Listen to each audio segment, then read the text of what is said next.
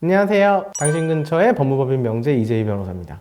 오늘 질문은 이혼소송과 관련된 내용인데요. 이 의뢰인분께서는 아이를 현재 상대방이 데리고 있다라고 하셨어요. 그리고 소송 초기에 임시 양육자 변경을 신청했는데 이게 기각이 되셨대요. 아마 아이가 좀 어리다 보니까 재판부에서는 아이의 현재 양육 상태를 좀 중시하려고 하셨던 것 같네요. 1심 판결이 이제 코앞으로 다가왔는데 답변서를 내실 때 유아 인도 부분에 대한 가집행을 청구하지 않았다. 그래서 불안해서 질문을 주셨어요. 아마 질문하신 분이 무엇을 걱정하는지는 제가 알겠어요. 뭐냐면 판결이 의뢰인이 양육권자이다 이렇게 나왔는데 상대방이 아이를 인도해주지 않으면 어떻게 되냐 이런 것 때문에 걱정하시는 거죠. 결론부터 말씀드리면 크게 걱정하지는 않으셔도 됩니다. 일단 우리 가사소송법 42조를 보면요, 1항에서 재산상의 청구 또는 유아의 인도에 관한 심판으로서 즉시항고의 대상이 되는 심판에는 담보를 제공하게 하지 아니하고 가집행할 수 있음을 명하여야 한다 이렇게 규정하고 있습니다.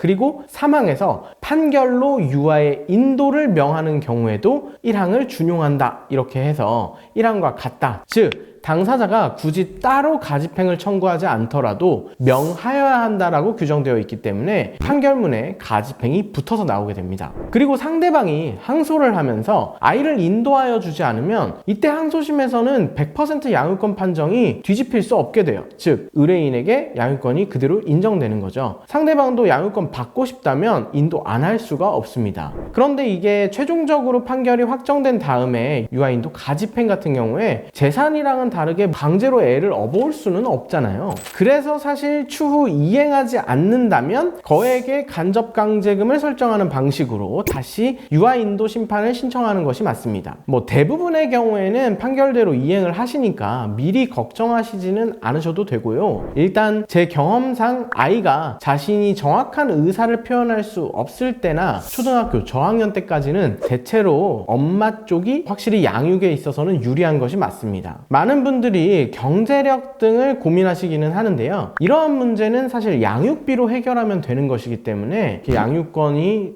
넘어간다 이렇게 생각하시지는 않으셔도 됩니다. 다만 아이가 말도 못할 정도로 너무 어리다면 현재 아이를 데리고 있는 쪽이 조금 더 유리한 측면이 있어요. 그래서 이럴 때는 이혼소송의 기간이 조금 많이 지나면서 면접교섭을 그때그때 계속 잘 하고 아이와의 유대관계를 많이 키워놓으면 아이를 현재 데리고 있지 못한 엄마 쪽도 선택받을 수 있는 경우가 생깁니다. 이게 이제 엄마의 유일한 대응수단이 돼요. 이혼소송 중에서 특히 양육권자 지정 쟁점이 아주 치열하게 다투어질 때에는 법원은 자녀의 복리를 최우선적인 고려로 합니다. 너무 상대방과의 감정 문제에 치우쳐서 면접교섭에 불성실하게 응한다거나 상대방의 면접교섭에 대해서 약간 방해를 한다거나 이런 감정적인 공격에 치중하는 것은 좋은 대응이 되지 못합니다. 항상 말씀드리듯이 구체적인 사실관계에 따라 제가 권해드리는 답변이나 대응 방법은 다 다를 수 있어요. 그래서 조금 더 디테일이 궁금하신 분은 꼭 본인의 사례를 가지고 직접 상담을 해보시는 것을 권합니다.